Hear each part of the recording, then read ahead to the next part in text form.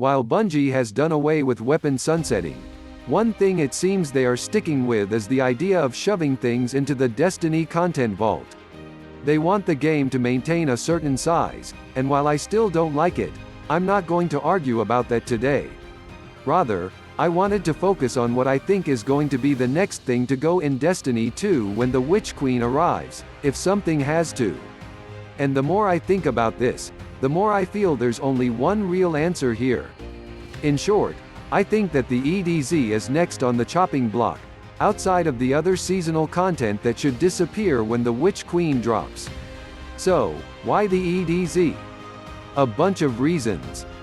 First, I am 98% sure at this point that the Witch Queen's new zone will be the swamps of Old Chicago.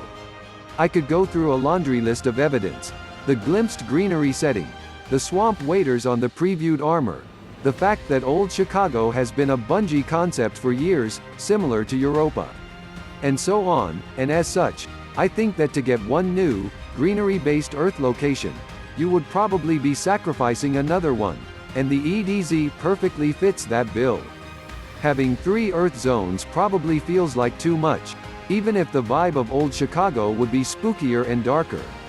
Now that the Red War campaign has been wiped completely from the game, the EDZ does not have much of a story purpose to it. The last time we went there for any real reason, it was for a couple different crow-based missions in Season of the Hunt, and we know things like the Harbinger Hawkmoon mission will be disappearing when the Witch Queen hits either way. We would only be losing 2 strikes if the EDZ is vaulted, and no raids or dungeons are set there, so the losses would be relatively minimal and mostly be centered on the patrol zone itself. And cutting the EDZ does not mean those PvP or Gambit maps have to be vaulted too, as we've seen. Why not any of the other zones? Let's see. Nessus.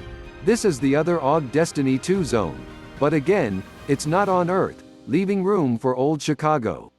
And it also has 4 strikes currently set there as opposed to the 2 of the EDZ. It also currently has 2 Battlegrounds, though we're assuming those go away. The Tangled Shore, the Dreaming City. These seem like they would be a package deal, and while Bungie has said they don't love people playing that story with evil Uldren only to be confused by present-day good guy Crow, Bungie has indicated previously that expansion content would be made free before it was vaulted, and Forsaken has not yet been made free. I would expect that might happen during the Witch Queen, but I also thought it would happen for Shadowkeep, but who knows? And losing these 2? In addition to just being good zones, that's 4 strikes, 1 dungeon and one of Destiny's best raids ever.